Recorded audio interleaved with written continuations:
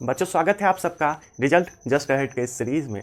तो इसमें हम 10वीं कक्षा की भौतिकी का पहला अध्याय प्रकाश प्रावर्तन और अपवर्तन जो हमारा चल रहा था, उसमें हमने प्रावर्तन वाले टॉपिक को पूरी तरह से ख़त्म कर लिया था। अब हमारा अपवर्तन शुरू होने वाला है, लेकिन उससे पहले हम देखेंगे कि इससे रिलेटेड, इससे संबंधित हमसे कौन कौन से सवाल पूछे जा सकते हैं, किस सवाल के पूछे जाने की संभावना अधिक है और किस सवाल के पूछे जाने की संभावना कम है।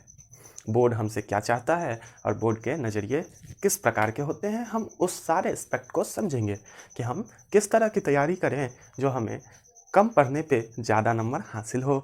दोस्तों, ऐसा तो नहीं है आपको ज़्यादा नंबर चाहिए तो पढ़ना तो पड़ेगा, बट अब दिन करीब आ चुके हैं तो कैसे हमें पढ़ना चाहिए और किस एस्पेक्ट पे हमें चर्चा करनी चाहिए, ये सारी महत्वपूर्ण बातें और सारी रोचक बातें हम जरूर करेंगे। लेकिन इससे पहले हम देख लेते हैं जो हमारा एक पॉइंट छूट गया था कि अवतल दर्पण और उत्तल दर्पण में क्या अंतर होता है। हम ये बताना कहें तो वो वीडियो काफ़ी लंबा हो गया था, इसीलिए उसमें चर्चा नहीं किए थे। इसमें इस टॉपिक को लेकर आए हैं और इसी के साथ आप हमसे बने रहेंगे। हम ये भी चर्चा करेंगे कि किस प्रकार के सवाल लगाने हैं हमको, और वो सवाल अभी आपको देंगे, अभी आपको उसके सॉल्व करना है। ठीक है, तो बच्चों करना क्या है, सबसे पहले आप कॉपी निकाल लेंगे और थोड़ा नोट्स बना लेंगे, क्योंकि एक पॉइंट हमारा रह गया था, हम वो डिस्कस कर लेते हैं। तो आप लोग हेडिंग देंगे कि अवतल दर्पण और उत्तल दर्पण में अंतर।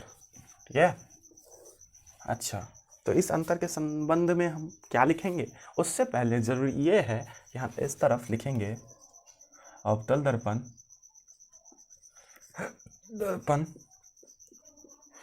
और दूसरे तरफ लिखेंगे उत्तल दर्पण। बच्चों, बात ये होता है कि उत्तर सभी देते हैं, लेकिन जो बच्चा थोड़ा आकर्षक तरीके से उत्तर देता है ना, जिससे परीक्षक आकर्षित हो जाते हैं, तो उसके उत्तर को उत्तम माना जाता है और उसे पूर्णांक हासिल होते हैं। तो हम क्या करेंगे, इसे थोड़ा आकर्षक बनाने के लिए यहाँ एक उत्तल दर्पण बना देंगे और यहाँ एक अवतल दर्पण बना देंगे, जिससे कि आकर्षक लगे। अंत में पहले हम लिख लेते हैं कि बेसिकली अंतर है क्या। तो चलिए यहाँ बना ही लेते हैं, ये देखिए, इसमें फोकस इस तरफ होता है और वक्रता केंद्र इस तरफ। ठीक है, और इसमें हम बनाएं तो इसमें फोकस इस तरफ और वक्रता केंद्र इस तरफ। ये ओ दे दीजिए।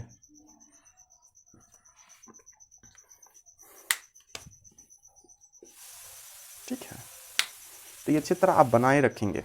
तो पहला बात तो आप ध्यान से देखिए, कि फोकस और वक्रता केंद्र किस तरफ है, फोकस और वक्रता केंद्र किस तरफ है। तो हम देख रहे हैं कि इसमें पर्टिकुलर इसकी बात करें तो इसमें हमें ये बाईं ओर दिख रहा है और इसमें हमें दाईं ओर। तो बाईं ओर जिसमें है, अर्थात इसमें, तो आपतित किरण ये इधर से आएगी, तो ये आपतित किरण के विपरीत दिशा में है। पी से इसकी दूरी देख लीजिए, ये विपरीत दिशा में है। तो हम लिखेंगे कि इसमें फोकस निगेटिव होता है, फोकस, या फिर इसको एफ लिख लें, फोकस नेगेटिव होता है या ऋणात्मक होता है, ऋणात्मक होता है। जबकि हम इसमें लिखेंगे कि इसमें फोकस पॉजिटिव होता है।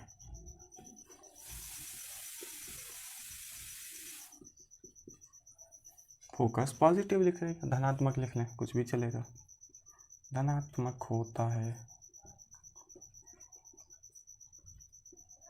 ये बातें हो गई। दूसरा बात देख लेते हैं, दूसरा क्या है इसमें। बच्चों ध्यान दीजिए, इसमें हम देखेंगे कि हमेशा वस्तु जो है ना, हमेशा सिर्फ एक केस को छोड़ दें तो हमेशा वस्तु वास्तविक होती है, कभी इसमें काल्पनिक नहीं मिलता है। बस एक केस में, यहाँ जब हम वस्तु रखते हैं तब तो हमें काल्पनिक मिलना ही है भाई, तब तो हमें काल्पनिक ही मिलना है। क्योंकि ये देखिए, ये रेखा कुछ इस तरह से जाती है और ये रेखा कुछ इस तरह से, तो हमें कुछ वस्तु यहाँ मिल जाता है। तो इस केस को छोड़ दें तो हमें सभी बिंदु पर हमें वास्तविक प्रतिबिंब प्राप्त होते हैं। तो हम जनरली लिख लेंगे कि इसमें हमें वास्तविक और क्या लिख सकते हैं, वास्तविक और काल्पनिक दोनों प्रकार के प्रतिबिंब प्राप्त होते हैं, जबकि इसमें लिखेंगे कि हमें हमेशा काल्पनिक प्रतिबिंब ही प्राप्त होता है। ठीक है। और एक पॉइंट को बढ़ाने के लिए आप क्या रख सकते हैं, आप वक्रता केंद्र की भी चर्चा कर सकते हैं। जिस प्रकार आपने फोकस की चर्चा की है, आप वक्रता केंद्र की भी तो चर्चा कर सकते हैं। तो चलिए वक्रता केंद्र की चर्चा पहले कर लेते हैं। तो लिख लेते हैं कि इसमें वक्रता केंद्र भी नेगेटिव होता है। इसमें वक्रता केंद्र अर्थात सी, ये भी ऋणात्मक होता है।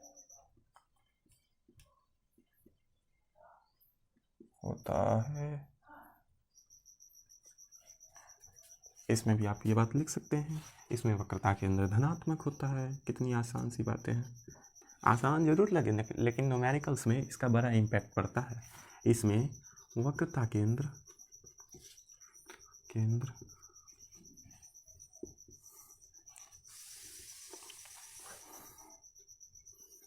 धनात्मक होता है।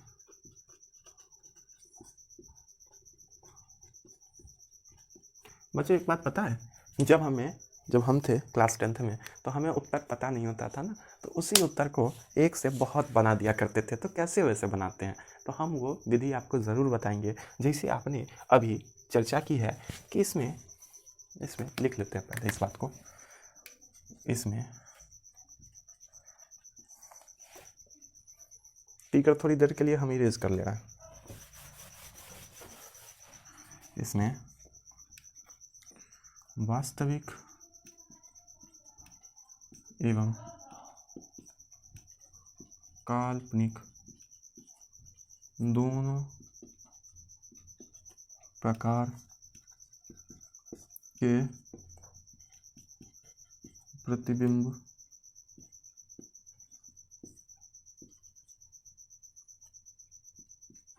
प्राप्त होते हैं।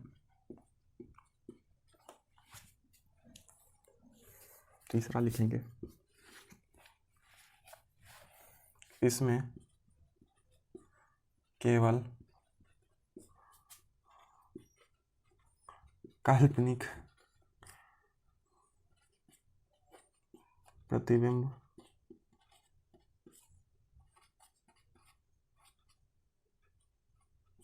प्राप्त होता है।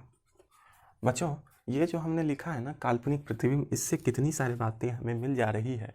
अगर भिन्नता हमें दर्शानी हो तो हमें ध्यान दीजिएगा, बहुत सी बातें मिल जा रही हैं। जैसे काल्पनिक प्रतिबिंब हमेशा सीधा होता है, तो हम लिख सकते हैं 4 नंबर में, इसमें हमेशा हमें सीधा प्रतिबिंब प्राप्त होता है।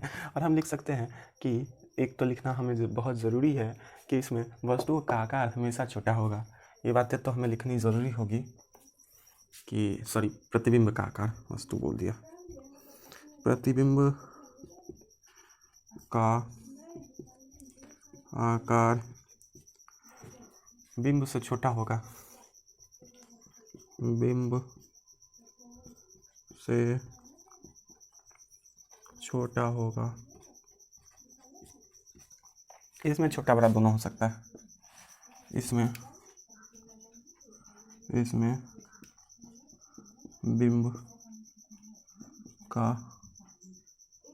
बिंब हमें लिखते हैं ना, प्रतिबिंब का आकार बिंब से छोटा होगा, सही है। इसमें प्रतिबिंब का आकार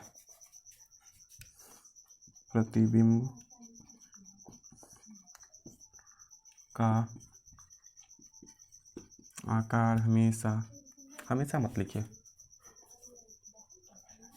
छोटा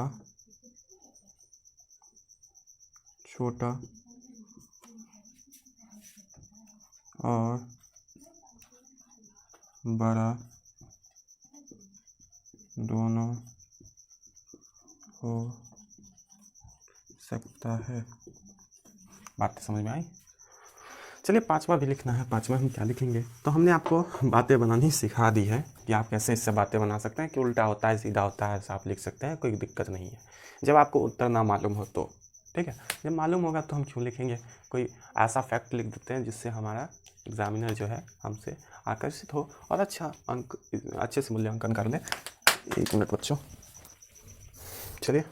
तो पांचवा पॉइंट जो हम लिख लेंगे, वो बच्चों ध्यान दीजिएगा, जब हम अवतल दर्पण की बात करते हैं ना, तो हम देखते हैं कि इस पर आपतित किरण किधर से भी आए, कोई मतलब नहीं, परावर्तित होकर एक बिंदु पे केंद्रित हो जाती है। ठीक है, तो इस नियम को हम क्या कहते हैं, ये हमने पढ़ा है कि जब बहुत से किरण आके एक बिंदु पे केंद्रित हो जाती है तो इसे हम कहते हैं अभिसारी। क्या कहते हैं? अभिसारी। ठीक है, तो ये बात हम जानते हैं। ठीक है, अब दूसरा बात ये देखिए कि जब हम इसको देख लें तो यहाँ से आएगी किरण इधर चल जाएगी, यहाँ से आएगी इधर चल जाएगी, मतलब किरण का देखिए किधर जा रही है, फैल रही है ना, किरण फैल रही है। ये कुछ हमें इस तरह का दिख रहा है, अगर इधर से आएगी इधर चल जाएगी, तो ये कुछ हमें नियम इस तरह का दिख रहा है। यहाँ पे हमने देखा था कि एक बिंदु से होकर विभिन्न दिशाओं में फैल जाती है, तो इसे हम अपसारी कहते थे। तो हम इस बातों को भी ज़रूर लिख सकते हैं, यहाँ पे कोई प्रॉब्लम है नहीं। चलिए लिख लेते हैं, बहुत अच्छी बात है, लिख लेते हैं।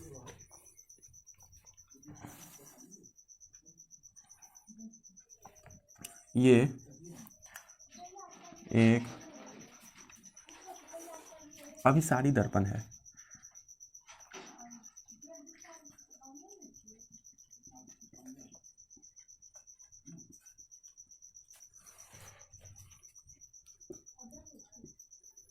ये एक अपसारी दर्पण है, ऐसा हम लिख लेंगे, अपसारी दर्पण है। बच्चों अब आपको क्या करना है, अब आपको एक सुंदर सा इसमें एक उत्तल दर्पण बना दीजिए, इसमें एक अवतल दर्पण बना दीजिए, जिससे खुश हो जाएगा एग्जामिनर, और कुछ नहीं, मूल्यांकन थोड़ा अच्छे से करेगा। बाकी आपने अगर 5-5 डिफरेंस ऐसे लिख दिया साहब, ये अगर 5 नंबर का भी होगा ना, अगर आपने दर्पण बना दिया है तो आपको 5 से तो 4 मिलना नहीं है, आपको 5 का 5 ही मिलेगा। तो चलिए फिलहाल हम इसको इरेज करते हैं, आप सब नोट कर लें, स्क्रीनशॉट ले लें, जो भी लेना है। चलिए इरेज करते हैं।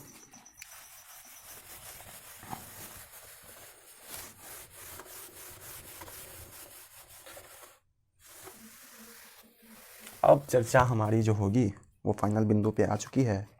बात करेंगे कि बोर्ड हमसे किस प्रकार के सवाल पूछता है, और ये बातें हम हर चैप्टर के बाद करेंगे ताकि आपको समझ में आए। आपको इतना 1 साल से क्यों प्रिपेयर कर रहे हैं, सोचिए ज़रा क्यों कर रहे हैं। इसीलिए ना, ताकि उस 3 घंटे की परीक्षा में जाके अपना सब कुछ कर पाएँ, अपना वो दे पाएँ। तो उस 3 घंटे के बारे में भी तो सोचिए। हाँ, उस 3 घंटे के बारे में सोचना ज़्यादा इंपॉर्टेंस है ना। अभी आपने बहुत कुछ पढ़ लिया, वहाँ जाके नर्वस हो गए, क्वेश्चन का पैटर्न आपको पता नहीं, आपने उस हिसाब से तैयारी की नहीं, तो क्या फ़ायदा। तो चलिए हम इस तरह से तैयारी करते हैं कि हमें बोर्ड का एक्सपेक्ट पता हो और हम उस तरह से डील कर पाएँ। ठीक है, तो हम देखते हैं कि बोर्ड हमसे किस प्रकार के सवाल करता है। बोर्ड हमसे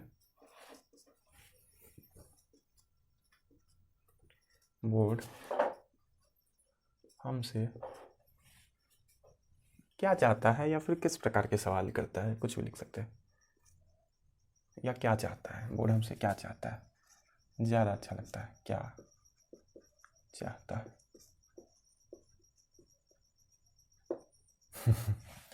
बातें आती है ना, तुम हमसे क्या चाहते हो, वैसे बोर्ड हमसे क्या चाहता है। ठीक, बोर्ड हमसे क्या चाहता है, इस पर चर्चा करेंगे। पहली बात तो साहब बोर्ड को चाहिए कि आपने नोट्स कितना तगड़ा बनाया है, आप नोट्स बनाने के क्षेत्र में कितने तगड़े हैं, इससे वो देखता है कि बच्चा हार्ड वर्किंग है कि नहीं। ठीक है, बोर्ड को ये भी तो देखना है, 10th पास हो गया बिल्कुल आलसी है, तो किस काम का, अगर वो हार्ड वर्किंग नहीं है तो वो किसी लायक नहीं है। पहला आपको हार्ड वर्किंग दिखता है, हार्ड वर्किंग, जिसके लिए वो आपसे नोट्स का डिमांड करता है। नोट्स, तो आप क्या करेंगे, नोट्स ले जाके रख देंगे जो आपने बनाया है हमारे लेक्चर को देख के, वो आप क्या करेंगे, बोर्ड के सामने ले जाके रख देंगे, बिल्कुल नहीं। तो इस नोट्स को समझने के लिए कि नोट्स आपने बनाया है कि नहीं, वो आपको चेक नहीं करेगा, आपके नोट्स आके चेक नहीं करेगा, मार्किंग नहीं करेगा, वो आपसे सब्जेक्टिव क्वेश्चन पूछेगा। ठीक है, इसके लिए सब्जेक्टिव क्वेश्चन पूछता है, सब्जेक्टिव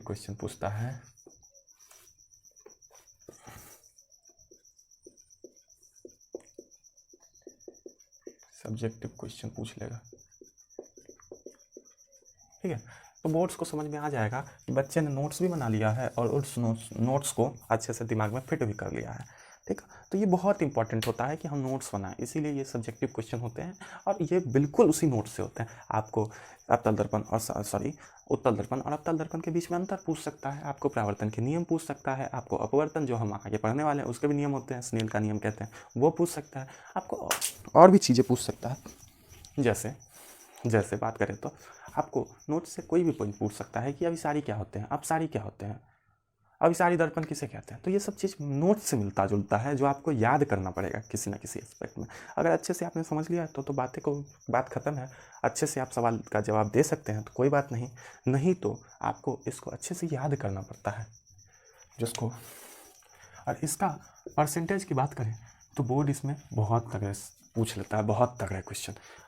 इसका 50% है बोर्ड के क्वेश्चन में, 50% रोल इसका होता है भाई साहब। अगर 50% नंबर चाहिए तो इसको कर लो, पास हो जाओगे अच्छे से।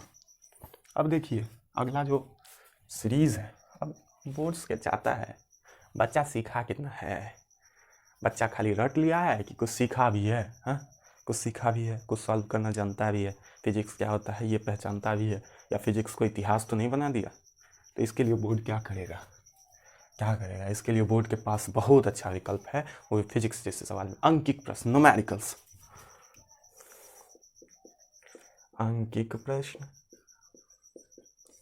न्यूमेरिकल्स, ठीक है, अंकिक प्रश्न। इसकी करेगा बौछार साहब, इसकी करेगा बौछार, और ये करीब 40% आपसे पूछ लिया जाएगा, इसमें कोई शक की बात नहीं है, कोई शक की बात नहीं है। अब कहेंगे बहुत बच्चों को पसीना छूट रहा होगा, बिल्कुल डरने की बात नहीं है। हमने जो आपको 3-4 इक्वेशन पढ़ा दिया है ना, उससे बाहर तो आ ही नहीं सकता है इस चैप्टर में, उससे बाहर तो आ ही नहीं सकता है। पहला सवाल आपसे क्या पूछता है, बहुत आसान, आपसे दे देगा कि बताओ बाबू वक्रता त्रिज्या तुम्हारा दर्पण का 4 सेंटीमीटर है, तो फोकस दूरी कितनी हो जाएगी। 4 सेंटीमीटर है, फोकस दूरी कितनी हो जाएगी। हमने आपको चिल्ला चिल्ला के पढ़ाया है और कितनी बार पढ़ाया है। आप इस बात को लिख सकते हैं कि F बराबर R/2, हमसे F पूछ दिया बंदे ने, हमसे F पूछ दिया, R/2 कीजिए, ये 4 सेंटीमीटर दे रखा है, 2 से भाग दे दीजिए, आपका 2 सेंटीमीटर, यही आंसर। और यही सवाल पूछता है बस, और कुछ नहीं। ये आप नहीं कर पाएंगे क्या, हमें ऐसा उम्मीद नहीं है आप कर पाएंगे। उसके बाद दूसरा क्या पूछेगा, दूसरा इसी में घुमा देगा कि बताओ यदि ये 4 सेंटीमीटर है तो भाई ये तो 4 सेंटीमीटर है, फोकस दूरी 2 सेंटीमीटर है, अगर F 2 सेंटीमीटर है तो R कितना होगा, तो निकाल लेंगे कि F बराबर R/2 होता है ना, तो इसमें इसी को थोड़ा सा मॉडिफाई करके R = 2F भी होता है। तो R बराबर 2 × F कितना है, 2 बराबर 4 centimetre. This is your answer, ठीक है। तो इस तरह के सवाल पूछेगा और आप इस तरह के तगड़े जवाब दे देंगे। अब आपसे पूछेगा बताओ बाबू यदि ये इतना आ गया 4 सेंटीमीटर तो दर्पण कौन सा है। बहुत इंटरेस्टिंग, अभी हमने आपको बताया इसमें फोकस दूरी और वक्रता के अंदर खास करके पॉजिटिव हो, देखिए पॉजिटिव है, तो ये दर्पण कौन सा होगा भाई साहब, दर्पण उत्तल हो जाएगा, कोई शक की बात तो है नहीं, दर्पण उत्तल ही होगा।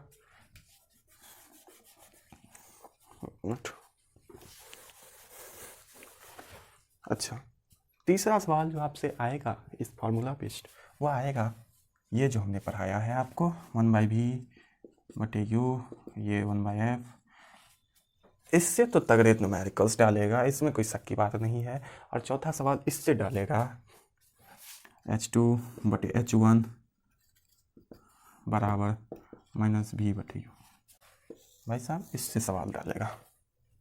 ज़्यादा तगड़ा तो डालता नहीं है, नॉर्मल डालेगा। कैसा डालेगा, बात करते हैं कैसा डालेगा। इसमें आपको इसकी वैल्यू दे सकता है, इसकी वैल्यू दे सकता है, फोकस पूछ सकता है, ठीक। तीनों में से किसी 2 की वैल्यू आपको गिवन होगा और कोई एक पूछ सकता है, तो आप निकाल लेंगे बहुत आसानी से। सपोज आप ये कर लीजिए। अच्छा, एक बात तो हमने आपको बताया नहीं, हमारा जो v होगा ना, v होगा वो हमेशा क्या होगा, कुछ भी हो सकता है। हमारा जो u होगा वो हमेशा नेगेटिव होगा, क्योंकि u हम कभी भी इसी तरफ रखेंगे ना, इसके पीछे जाके रखेंगे क्या, u तो हमें इसी तरफ रखना है, तो u हमेशा नेगेटिव होगा, ये ध्यान रखेंगे। और भी वेरी कर सकता है, उत्तल दर्पण है कि अवतल दर्पण है। उत्तल दर्पण यदि हो उत्तल दर्पण यदि हो, ध्यान से सुनेंगे, उत्तल दर्पण यदि हो तो भी जो है हमेशा आपका इसी तरफ बनेगा, तो हमेशा आपका पॉजिटिव होगा, इसमें कोई शक की बात है नहीं। और उसमें वेरी कर सकता है, उसमें दर्पण के सामने भी बन सकता है कोई, आप देखें कि बहुत सारा केस है उसमें। तो चलिए इसमें बात कर लेते हैं सवाल किस तरह के रहेंगे। तो आपको इन दोनों में से कोई एक दिख सकता है। सपोज कर लीजिए कि आपको फोकस दूरी दे दिया और आपको भी दे दिया, आपको फोकस दूरी दे दिया, आपको भी दे दिया, साहब यू पूछ दिया, या फिर फोकस दूरी और यू दे दिया, आपको भी पूछ दिया। तो कुछ आंकड़ा ले लेते हैं। सपोज कर लीजिए फोकस दूरी हमारा कितना होना चाहिए, फोकस दूरी रख लीजिए ना आपका 4 सेंटीमीटर, -4 सेंटीमीटर। ठीक, बताइए कौन सा दर्पण है।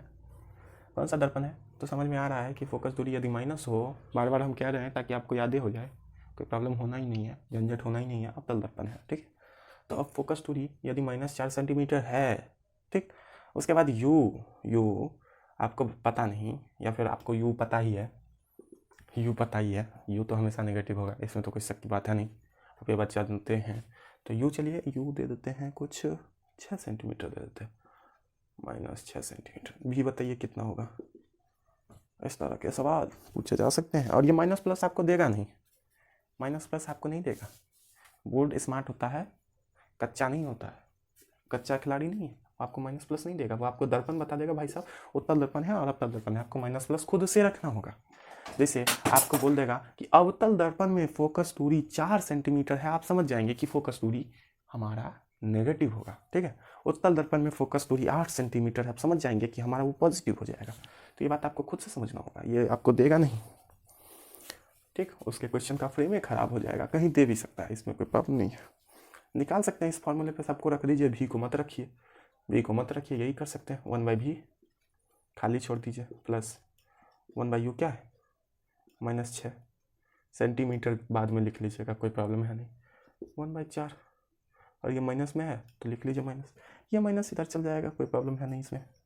तो 1/v थोड़ा लंबा कर रहे हैं क्योंकि अभी आप बच्चे हैं, ये बात आप कर सकते हैं ना, माइनस ऊपर चला जाता है, माइनस प्लस माइनस, ठीक है, -1/4। ठीक, अब इस टर्म को इधर ले जाइए, 1/v बराबर -1/4 प्लस 1/6 ले लीजिए भाई साहब एलसीएम, कितना आ जाएगा, 12 आ जाएगा, -3 प्लस 2 -1/12, ये किसके बराबर है, 1/v के बराबर है। तो भाई साहब v के बराबर क्या होगा, थोड़ा उल्टा हो रहा है ना, कोई बात नहीं, मैनेज कर लीजिएगा। v के बराबर क्या हो जाएगा, v के बराबर -12 सेंटीमीटर, हमारा v है, यही आंसर, v हमने निकाल लिया, -12 सेंटीमीटर, शाबाश।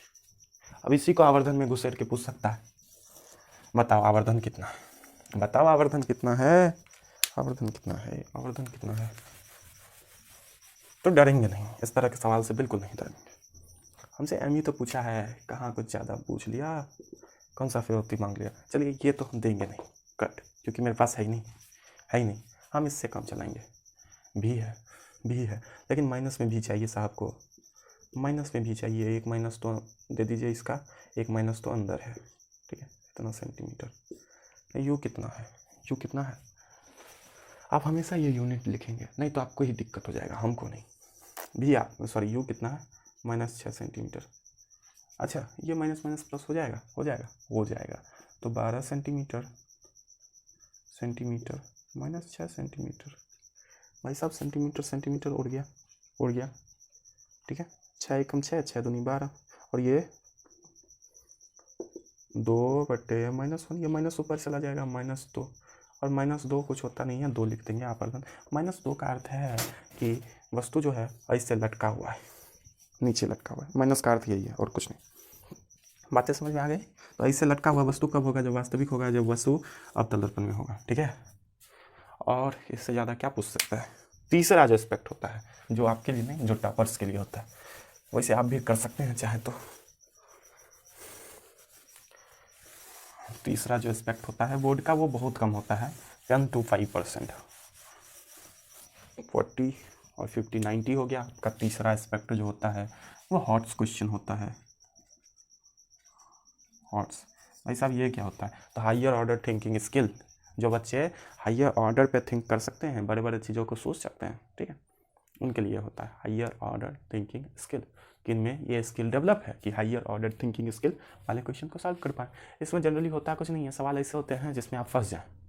इसमें होगा क्या, जो आपको फंसाने के लिए एक फॉर्मूले होंगे, 3-4 कॉन्सेप्ट होंगे, एक फॉर्मूले 3-4 कॉन्सेप्ट, बस हॉर्स बन गया, और कुछ नहीं होता है, और कुछ नहीं होता है, ठीक है। इसका 10% कवरेज होता है बोर्ड में, 10%, वो कुछ नहीं, टॉपर को निकालने के लिए कि सबको 100% नंबर नहीं आ जाए। ये दोनों पूछेगा तो जनरली सबको आ जाएगा मार्क्स, समझे। तो आप इन दोनों की तैयारी करें, इन दोनों की तैयारी जी जान से करें, 90% की तैयारी आपकी हो जाएगी।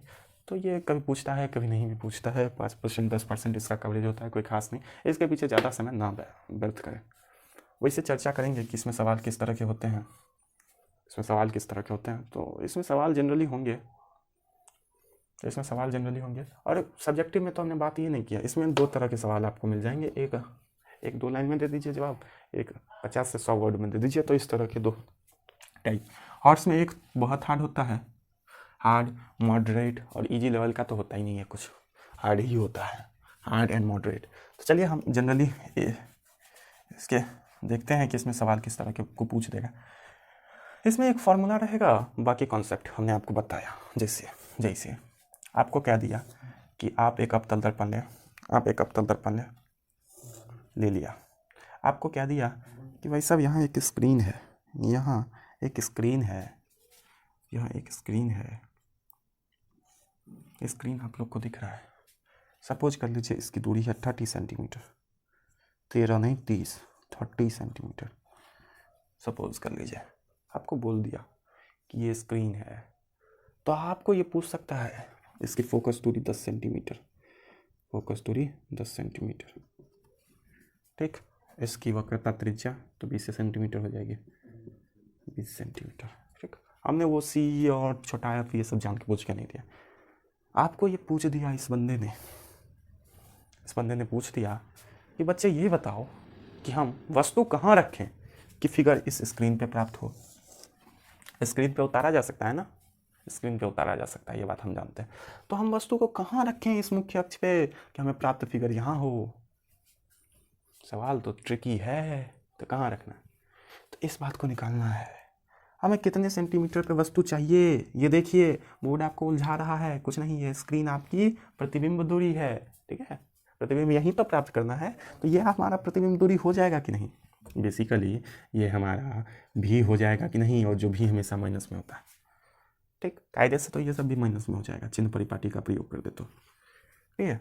तो भी हमारा माइनस में हो जाएगा कि नहीं। तो आपको क्या फाइंड करना है, भी मिल गया, आर मिल गया, आपको यू ही तो फाइंड करना है कि प्रतिबिंब बिंब कहाँ रखें, वस्तु को कहाँ रखें, यही तो फाइंड करना है।